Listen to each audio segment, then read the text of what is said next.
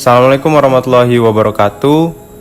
Perkenalkan, saya Muhammad Ihsan Al-Faruqi. Saya merupakan peserta Latsar CPNS Kementerian Hukum dan Hak Asasi Manusia gelombang 1, angkatan 6, kelompok 1. Pada kesempatan kali ini, saya akan memaparkan analisis isu instansi.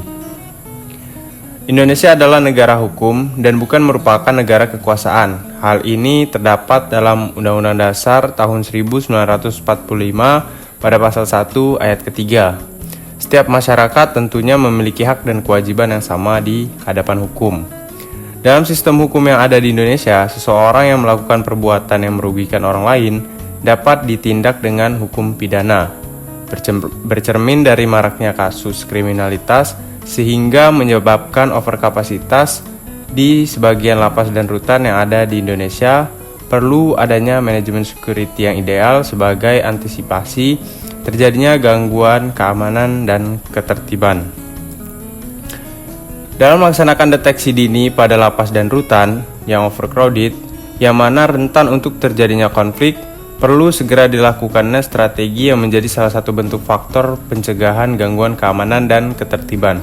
Pada dasarnya, lapas dan rutan berperan bukan hanya tempat singgah, namun harus memberikan perasaan yang aman. Maka diperlukan strategi untuk mencegah gangguan keamanan dan ketertiban. Melalui analisis yang saya paparkan menggunakan analisis Fishbone, maka ditemukan 4 masalah besar, yaitu perkelahian, penyelundupan narkoba, overcrowded, dan SDM petugas. Dari 4 masalah tersebut dapat digunakannya strategi 1 dalam menyelesaikan masalah perkelahian. Yang pertama, penerapan sistem cashless dalam transaksi narapidana sehingga mengurangi adanya utang piutang.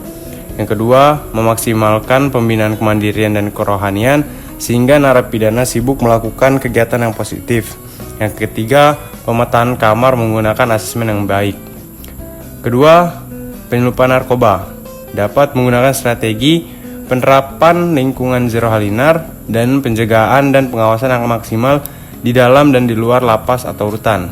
Yang ketiga, overcrowded dapat menggunakan strategi penerapan restoratif justice dan memaksimalkan pembinaan sehingga mereka yang sudah keluar tidak melakukan tindak pidana kembali yang dapat memenuhi kebutuhan hidup, kehidupan dan penghidupannya secara normal dan mandiri.